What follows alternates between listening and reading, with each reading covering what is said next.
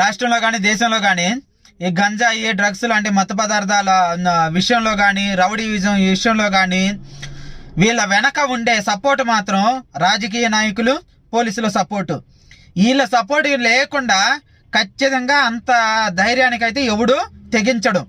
ఎందుకనంటే ఎక్కడో కట్ట అందరూ నీతిపరులు ఏం లేరాడా, ఎవడో ఒకడో వీళ్ళకి బ్యాక్ బోన్గా ఉండి సపోర్ట్ చేస్తేనే వాళ్ళు ఎంత ధైర్యం చేయగలుగుతున్నారు. లేదు ఈ రెండు కనుక కరెక్ట్గా పనిచేసిన అనుకో రాజకీయ నాయకులు కానీ పోలీసులు కానీ ఎంత ధైర్యం గంజాయిగా డ్రగ్స్ విషయంలో కానీ మత్తు పదార్థాల విషయంలో కానీ రౌడీ విషయంలో కానీ ఎవడు కూడా అంత సాహసం చేయడం అనమాట. ఎందుకనంటే ఏదైనా తప్పు చేస్తే దొరికిపోతాం అనే భయం ఉండిద్ది. ఒకవేళ దొరికితే శిక్షలు కఠినంగా ఉంటాయి అన్న భయం ఉండిద్ది. కానీ ఆ భయాన్ని దాటుకొని మరి తప్పులు జరుగుతున్నాయి అంటే ఖచ్చితంగా వెనకాల వీళ్ళ సపోర్టు ఖచ్చితంగా ఉండిద్ది. అలా ఉన్నప్పుడే ఇలాంటివి ఖచ్చితంగా చేస్తారు.